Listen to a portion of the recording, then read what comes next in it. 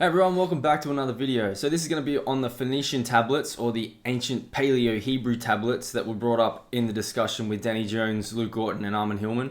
Now, I'm going to show you the ancient Hebrew lexicon itself, the surrounding time periods and languages that were being used from Phoenician with the same alphabet, and we're going to look at the verbiage that Luke Gorton uses to explain his evidence and the way he wants to portray history on this podcast. So let's go have a look at the breakdown of the Septuagint, the evidence, and everything that was said on this podcast, because it was wild. The key is that Christians are appealing to a Septuagint, a Greek translation. A translation can never be superior to the original. In any Western court, the law of best evidence states that an original document in its original language is always superior to any translation. So right there it says the Septuagint is the translation and it should not be superior to the original Hebrew. That's what he's saying, that rabbi there. So the whole narrative is that the Hebrew is first. But we're going to look at the technicality of Hebrew and the technicality of Greek, and to see which one you think is more superior is what they're going to say. Septuagint should be a step down from the Hebrew original, because in the translation process, you lose information. You never gain information. You never get a more technical document. Why not? A translation can never be superior to the original. You just heard, because the translation can never be superior to the original, because then it's not a translation. It's a fabrication. Why not? Because the translation is not adding. You can always add stuff anytime you translate anything. Well, you can, but you're not translating. You're then a lot of the Septuagint is an embellishment of the original Hebrew. You're embellishing. Yeah, so what I'm saying is exactly what you're saying doesn't happen, does happen. So Luke Gorton here is claiming that whoever wrote the Septuagint was embellishing the ancient Hebrew original. Ancient Hebrew only has 7,000 words. Ancient Greek has 1.5 million. So they're making up whatever they want. So they're not really translating it. They're just fabricating a story. So this is the narrative this guy's saying.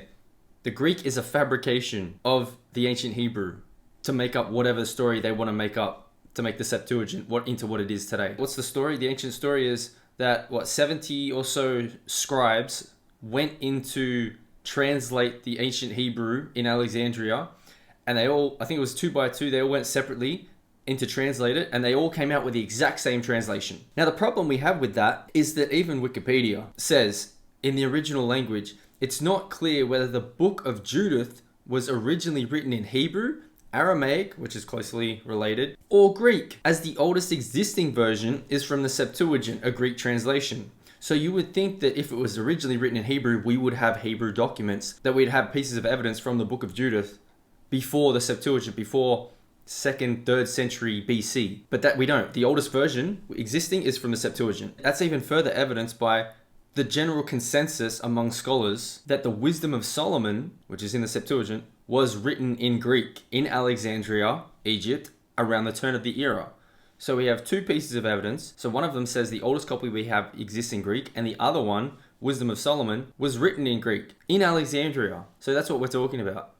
This time period and which one came first. His premise is the superior form is the original. Who decides superior form? Ooh, as a linguist, this is very interesting for me to hear. Like, what would you consider superior form? Would you consider the ability to build off roots in a language? Would you consider 1.5 million unique word forms superior? Would you consider 7,000 words superior? Would you consider basically the entire ancient Greek-speaking world superior? But that's not just Greek. That's not just Greece. That's Greece, Asia Minor, Egypt, all the way west in Italy, up further north, up to the Black Sea. Like, ancient Greek is everywhere in this time period. So it's like, what's superior? A language that so many people around so many different countries, they weren't really countries then, would that be superior? All of these people using the same language? Or would it be superior to have just a tiny section of people using a very narrow language of 7,000 words,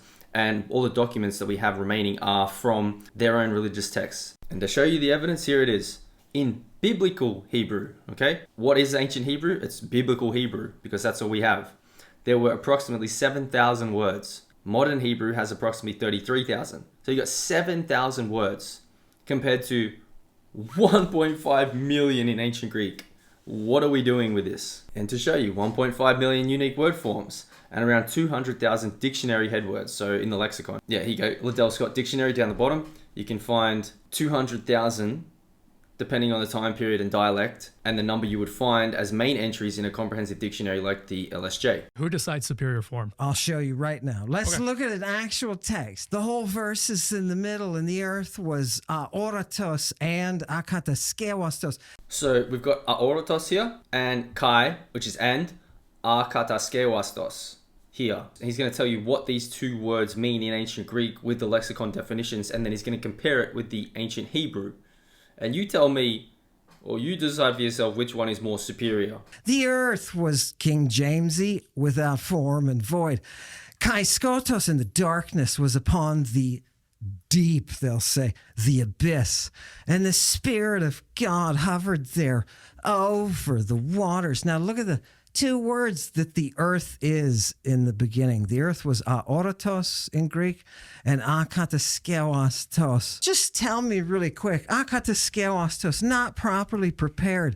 And after that, they give a reference to a pharmakon. As we've looked at before, what's a pharmakon in ancient Greek? It's a drug. So it's talking about not being a properly prepared drug. Right, this word is used for synthetic drugs, right? These are unworked principles. Akataskewastos. Look at kataskewastos below it. That's without the alpha privative on the front. So the alpha privative just negativizes the word. So what is something that is kataskewastos? It's artificial. It's created or artificial. Okay. So the earth is akataskewastos, not prepared, not created, not yet synthesized. Look at the bottom, aoratos. What else is the earth? It's unseen or invisible. I want you to drop down to the second line and look at to aoraton. So down here on the second line, to aoraton, if you can see that. So the unseen world or the unseen. So this is what it's saying, and it's saying ex uranu. So it's talking about Uranus and Gaia, which is ancient Greek. It's an unseen world. And right after that, you get ex uranu. Do you understand me? This is a part of Greek physics that you're looking at, this word aoratos. Gaia and Uranos are part of it. And now we're going to look at the ancient Hebrew translation of these two words, aoratos in Greek and akataskewastos in Greek. And this is what it says here. Tohu. That's the first word. Let's see. Is this superior or inferior? Look at the Hebrew version, an empty place. This is tohu for aoratos, was the translator on dope. If this went from Hebrew and this means an emptiness, how did it get to aoratos? You couldn't have. Somebody's on dope or Hebrew is less sophisticated. Clearly, look at the next word for akataskewastos. Bohu. Are you kidding? They just took toe and made it into a bow. And what do they got here? Again, emptiness. This Hebrew is not original. It is being constructed from the Greek. It is a terrible, terrible attempt to make a native translation out of a language that is so far sophisticated. Greek has 1.5 million word forms. Hebrew has 7,000 unique words. It can't compete. So we just saw there, what does the ancient Hebrew say? What does the ancient Greek say? So ancient Hebrew says tohu wa bohu, which is empty and void, or emptiness and empty. Okay, so it's not very technical, is it? Empty or empty. Akataskewastos and aoratos. Not properly prepared or unformed. And then unseen or invisible, or an unseen world. So it's unseen and unprepared. And they say empty and empty, or void and empty. Now this is from the ancient Hebrew lexicon itself to give further evidence to why the Greek is more superior. So it says Greek thought views the world through the mind, and abstract thought, and ancient Hebrew thought views the world through senses, concrete thought. Right at the end, at the bottom, you can see, and I've shown this before in a previous video, why do we find these abstract words in a passage of concrete thinking Hebrews? Actually, these are abstract English words from, or the lexicon in ancient Hebrew. These are abstract English words used to translate the original Hebrew concrete words. Why do they do this? The translators often translate this way because the original Hebrew makes no sense when literally translated into English. Okay, so if English is more superior and it doesn't make any sense, when you translate ancient Hebrew to English, then how is a language that has 1.5 million unique words compared to 7,000, how the hell are they going to translate that accurately? And it makes no sense when translated to English. How is it going to make any sense if they're translating from Hebrew to ancient Greek? It's not going to make any sense, which this whole narrative doesn't make sense because the ancient Greek makes sense. You read it in Greek and it makes sense. You read the Hebrew, you look at the Hebrew lexicon, it's so poor compared to the ancient Greek lexicon and the definitions of these words. You look at the ancient Hebrew lexicon, there's like a few hundred definitions, maybe 1,000 definitions, whereas ancient Greek has hundreds of thousands. So if it doesn't make any sense when it's literally translated to English, how is it going to make sense when it's literally translated into Greek? Greek wouldn't make sense, but it does. That's the problem. Yeah, let's just say, for the sake of argument, that you're right, that somehow Greek is more superior than Hebrew, which no linguist would. Technically superior, that it's more advanced, that it's more descriptive, has a bigger vocabulary. So a linguist just said no linguist would agree with you that ancient Greek is more superior. Is there any linguists or philologists or anyone out there who wants to speak on that? Can anyone comment on that who's actually in the field that wants to say, hey, is ancient Greek more superior technically as a language than ancient Hebrew? Can someone please confirm this? Because 1.5 billion words to 7,000 words. And you just saw there the level of technicality between the verbiage. Empty and empty. That it's more advanced, that it's more descriptive, has a bigger vocabulary. And this Jewish guy who knows Greek, and maybe Greek is even his native language. Of course it is. Because he's in a Jewish colonial context, just like a Jew in the United States today would have English as their native language. Doesn't make them any less Jewish. Doesn't mean that they haven't been to synagogue and learned. Okay, Ahmed talks a bit over him, but you can hear him say he would have learned Hebrew in a synagogue. And this is like 3rd century BC. So we're going to look at what kind of Hebrew there was in the 3rd century BC to back this claim. Let's listen to it again. And learn Hebrew. You can hear it there. And learn Hebrew. What Hebrew was there in the time period we're talking about? Because this is later. Late Roman and or Byzantine. Okay? And this is a Greek inscription from late Roman and Byzantine. Or Byzantine. We're talking AD. We're talking 300 something BC, potentially, to 300 BC with the Septuagint and this translation. Whereas this is even later. And this synagogue has Greek. And now this is 1st century, and this is the Theodotus inscription. What is it? It's Greek. And this is a synagogue. Israel Museum. A head of a synagogue. The son, it mentions Theodotus, son of Vetenos, the priest and head of a synagogue in the 1st century AD. And it's in Greek. If Hebrew was all over the place by this time, because it's already been translated into Greek, and Hebrew exists, why are they still writing in Greek when Hebrew was their original language and their liturgical language that they're using for their synagogues? Why is it in Greek in AD? And let's take a look at some of the evidence from this time period, 3rd century BC. The oldest synagogue inscriptions point to Greek inscriptions in Egypt from the 3rd century BC. Like this one, dedicated to Ptolemy, 240 BC, and another, 194 BC, while the Theodotus we just looked at, 1st century AD, it's all Greek. They say early inscriptions often in Greek or Aramaic. Okay, where's the Aramaic? We just looked. It's Greek. Here we go. 240 BC, Greek inscription. 194, significant Greek inscription from a synagogue in Egypt, 194 BC. This is after the Septuagint. Why are they still doing it in Greek? It's a synagogue, isn't it? Another one, 3rd century AD, Hebrew, Greek, and Latin. This is when we start getting more Hebrew, 3rd century AD. See, everyone in the Hellenistic world, especially in the Hellenistic world, the Jewish communities used Greek. I told you before, Greek was everywhere. These people were using Greek, writing in Greek, speaking Greek. Even Josephus, one of the most famous Jewish authors that they want to quote all the time from the Antiquities of the Jews, it's in Greek. Before 70, synagogues functioned differently, and inscriptions from this era, like Theodotus, which is in Greek, show roles in Torah reading and community life. In Greek. Ptolemaic era, 3rd, 2nd BC, inscriptions from Egypt show synagogues dedicated to Hellenistic rulers. It's a Hellenized world, it's all Greek. Where's the Hebrew? And you'll find out what he says, what Luke Gorton says about the Hebrew, and it's absolutely, it's the biggest get out of jail free card you're ever going to hear, and it's ridiculous. Guy is familiar with the Greek philosophical tradition. Hebrew had tohu wabohu. Now, we don't know what kind of Hebrew philosophical tradition preceded the cataclysmic destruction. Yeah. And so now I want you to listen closely to the verbiage here, because he says it multiple times. We don't know. Okay? We don't know. He says this so many times. We don't know, and we are speculating, as I've shown before. So his evidence is we don't know. And so when he's translating these words, he is embellishing them. Why would he do that? He's absolutely embellishing them. He's taking the Hebrew, and by the way, tohu wa bohu, we don't even know to this day exactly. We don't even know. Like, honestly, how many times can I listen to this fucking shit? We don't know What this means, okay? Like there have been so many books written on just these few words. Outside of the Torah, how much Hebrew literature from the 3rd century uses this word bohu or tohu and bohu? How? Very rare. Oh, very rare. See, it's all liturgical. It's all just in the Hebrew religious texts. Tohu and bohu.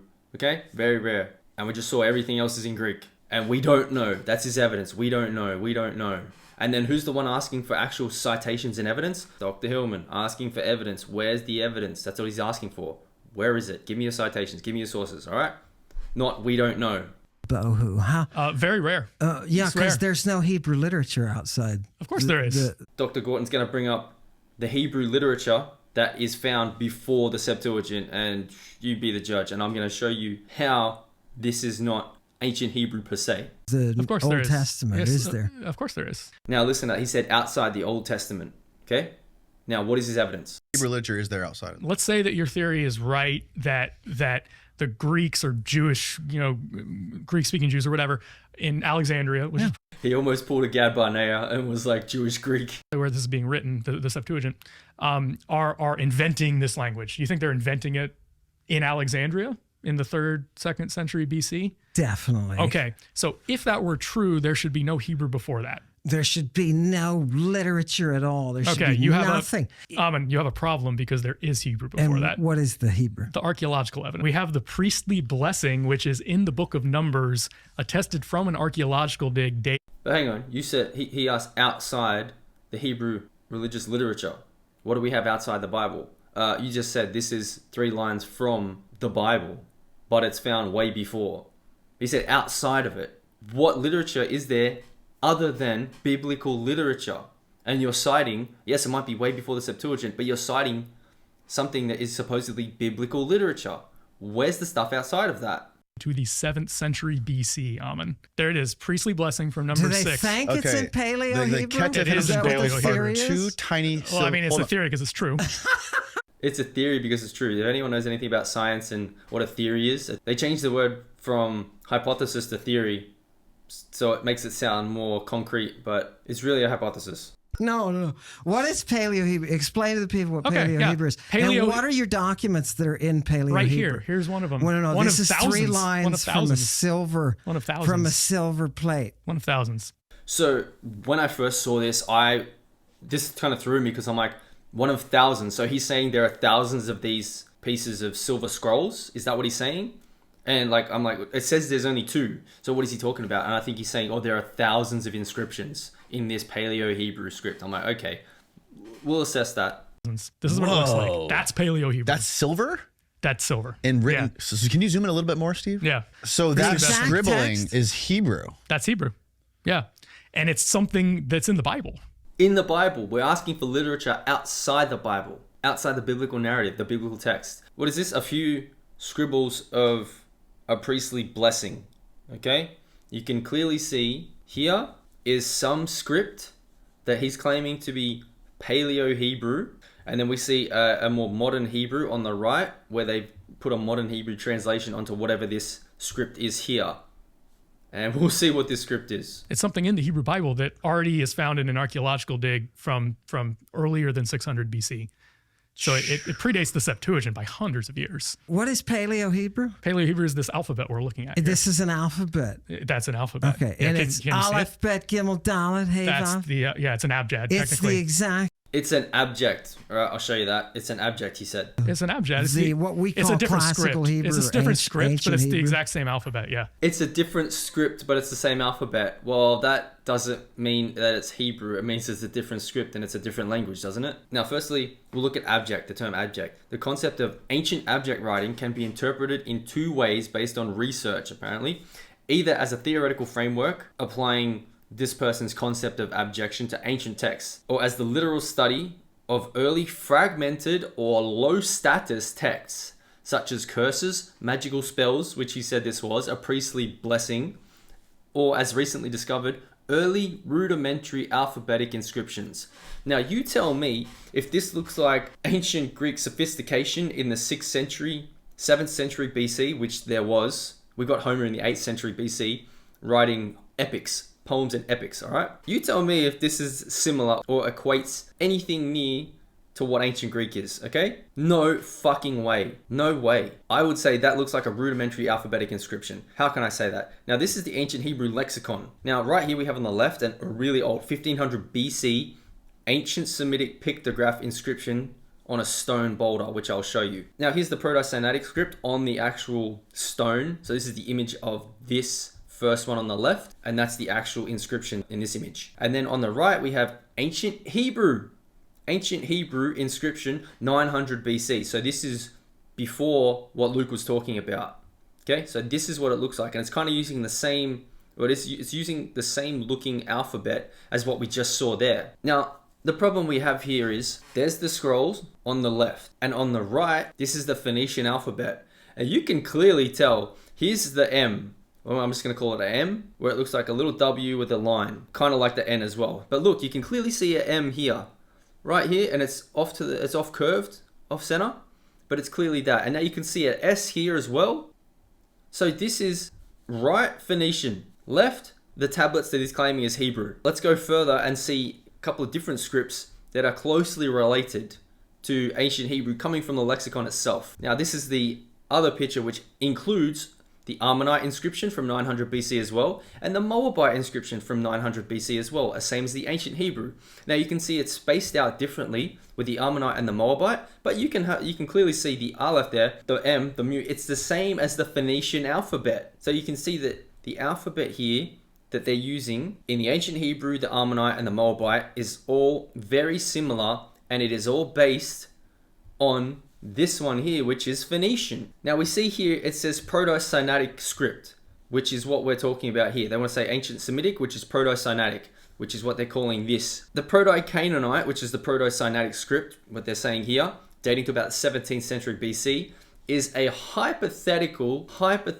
ancestor of Phoenician, okay? And now we have here the Phoenician, Hebrew, and other Canaanite dialects were largely indistinguishable before that time. On Wikipedia, Luke, Phoenician, Hebrew, and all these other dialects that I just shown, Ammonite, Moabite, and there's other ones, they are largely indistinguishable. This is when they start to break off and start making their own versions of the Phoenician script. And you can see that as we've just seen here. So the Hebrew is more squashed together and they put more there. And the Ammonite is spaced out more, same as the Moabite, and more spaced out, but it's the same, it's based off the same Phoenician script. And there's no extant Phoenician older than 1000 BC that we have. And it's a hypothetical of the Phoenician. So they don't even know. This is the evidence, they don't even know. But the evidence we do have, the Phoenician, Hebrew, and others were largely indistinguishable. So they're coming from the same place. Phoenician. And they're sure it's completely been identified as Hebrew. It's very clear. Right, see how clear I see a Hebrew rendition. I see a Hebrew rendition, on the right.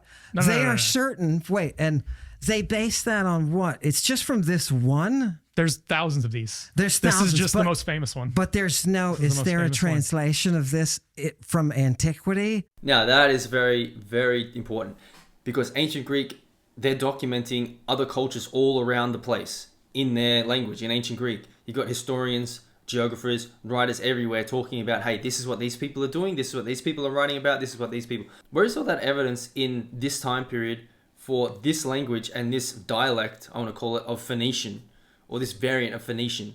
Where are all the other cultures that are talking about this? We should have more than just the biblical literature from all these cultures. Where is it? I mean, how do we know? It's an archaeological dig. They didn't put English translations in the archaeological dig. What I'm saying is, how do we... What a...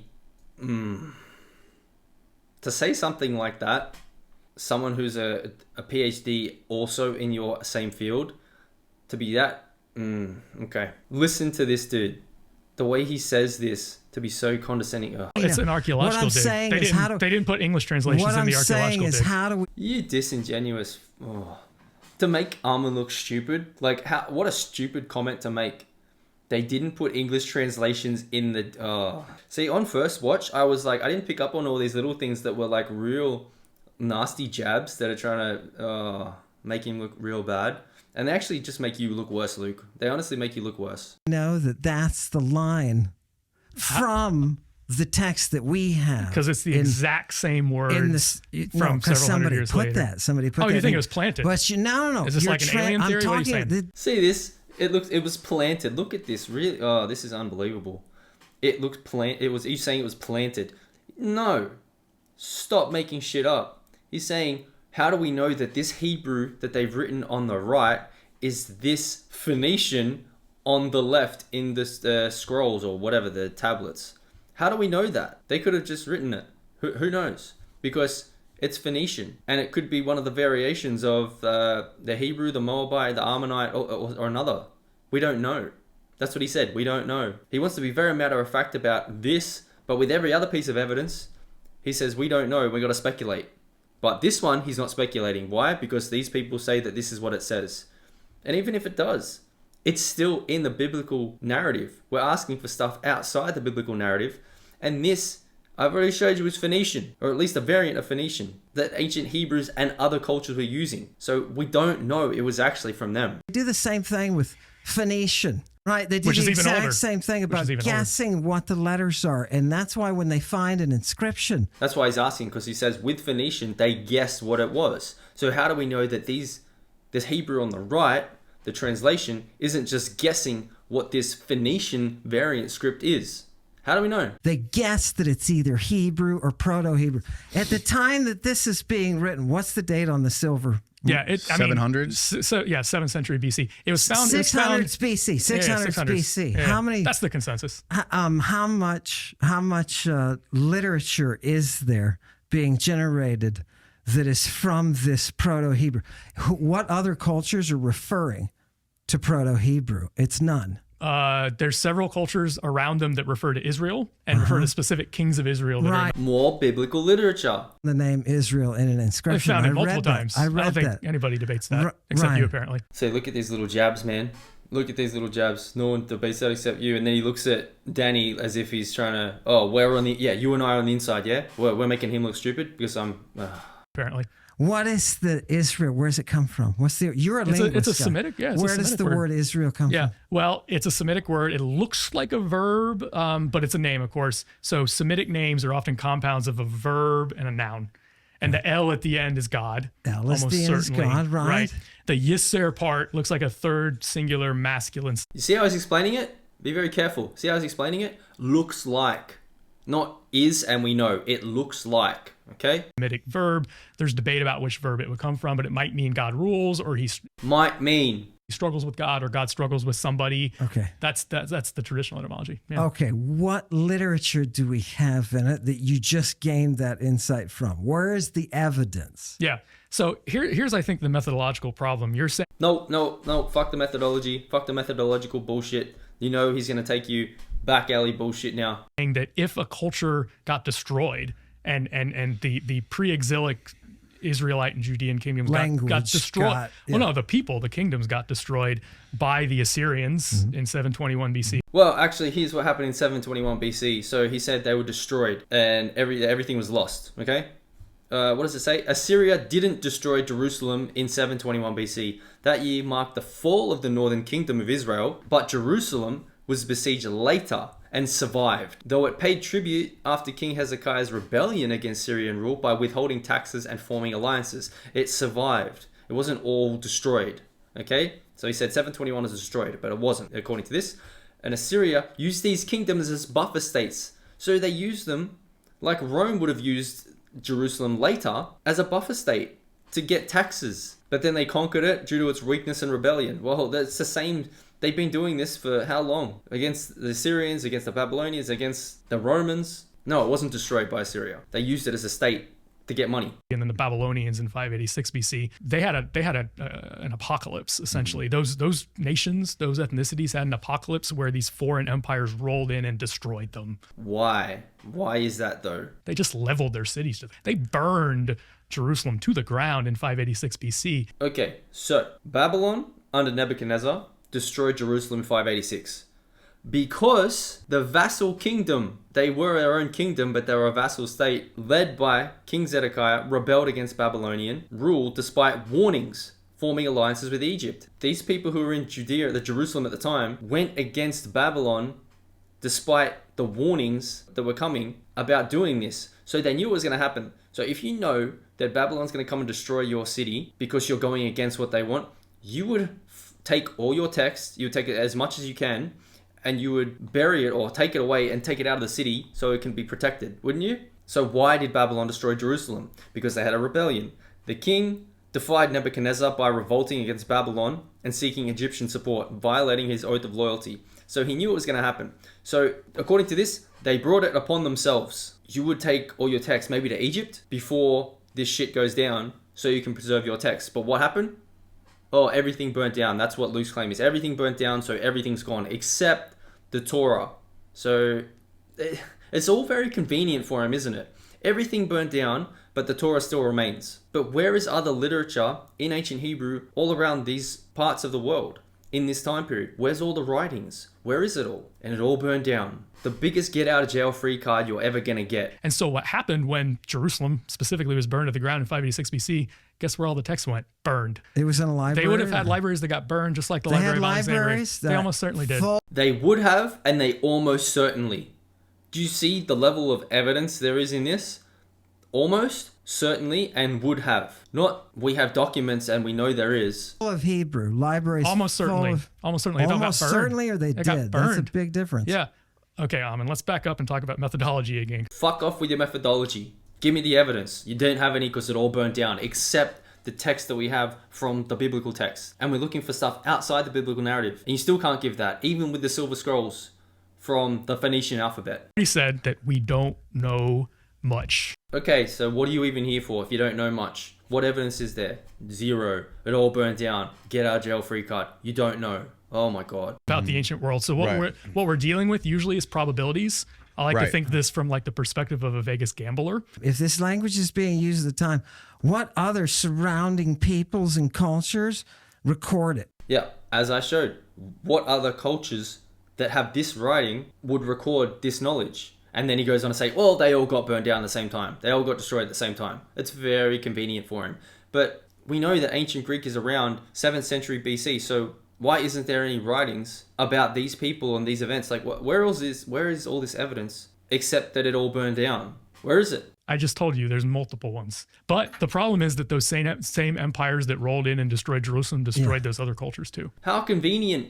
How convenient that everything's just burned down and we don't have any evidence outside the biblical narrative. Okay. Always have to guess. But when the Christians... Anything we do is guessing for the ancient world. Anything we do is guessing. No, it isn't. Read the text. Armand brought you hundreds of texts. Read the text. It's not guesswork. All you're doing is guesswork to muddy the waters and make it seem like we don't know what's going on with the ancient world and that Armand's the only one that knows what's happening. So you're trying to make it seem for the audience and for Danny that, oh, we actually don't know this much, so Armand can't be right because we don't have any evidence. And what did you think about the tohu wabohu? Can you just like sum it up? Going from these really sophisticated concepts in Greek to these really basic, and it means the same thing, empty and empty. Yeah, I'm still not sure of your logic as to why you think it has to go in one direction. What about your logic in thinking it has to go in one direction the other way? Where's that logic coming from? We don't know. Everything burned down. There's no evidence, and it's all speculation. That's your evidence. I don't understand that. Okay, so if you do have this Hebrew original and you're translating it into Greek, you're going to see tohu wabohu, which both mean empty, and somehow you're going to get two concepts out of that, aoratos and akataskelos, that are totally different. Well, that's how translation works. You have to choose the best word you have in the target language. Well, why didn't they just choose empty? Because they didn't want to. What? Why would you not? Okay, that's what he's saying. He said before, this is embellishment or a lie, as he's trying to claim, of what these people are writing in Greek. Because he's saying, why would they even want to write exactly what is written in the original Hebrew? They're just making stuff up. That's what it makes it sound like to me, that it's going the other way, that they're trying to make shit up going into Hebrew from the ancient Greek. Because if you read the ancient Greek, it's like, oh, this actually makes sense. You read it and it's gigantic. And we even saw the earliest version we have is written in Greek. Wisdom of Solomon looks like it's written in Greek first. So it's like, okay, there's the evidence we have. Where's yours? Oh, it all burned down. It's all speculation. Why does any translator choose any word? Oh, it's a stylistic do you choice. understand why it sounds sus to me? Why does any translator choose any word? Because you take the word that it says, and if you're doing your job correctly, you would say, okay, this is what this word said. What is the closest possible word that I can get to describe this word that I have in my vocabulary, in my language? And it goes from empty to akataskewastos. So they're translating up. They're trying to make it sound more technical than it actually is. Is that what you're saying? Yeah, that's what he's trying to say. They're embellishing and making it more technical with the Greek when it's actually Hebrew, empty. Because they don't have the language to be able to grasp these concepts and write these concepts down. Aorotos. What the hell does that mean to Hebrew? Empty. Akataskewastos. What does that mean? Emptiness, void. Do you see the level of language we're talking about here? I don't think I do. I mean, I want to understand. I do genuinely want to understand. The Greeks had a rich philosophical tradition. So they had complicated words like aorastos and akataskewastos, right? Like he might have misspoke or whatever on the podcast, but you're a classicist for 20 years and you want to say how much experience you had and you're on the biblical side too. You can't say aoratos and akataskewastos. That's fine. So they had that linguistic technology. You want to call it that? Yeah. Linguistic technology, all right? Right. That they could just, okay, let's plug this into this word. So you're saying that Greek had a more sophisticated linguistic technology to put these words in. And you're just saying that Hebrew didn't have that. Or you don't know what Hebrew had. That's what he's going to say. But you're admitting that ancient Greek had this sophisticated linguistic technology. Hebrew had tohu wabohu. Now, we don't know what kind of Hebrew philosophical tradition preceded the cataclysmic destruction. So you don't know. Again, you don't know. So how can you claim something that has no evidence? It's based on no evidence. Tohu wabohu. Oh, we don't know what philosophical ideas and thoughts it came from.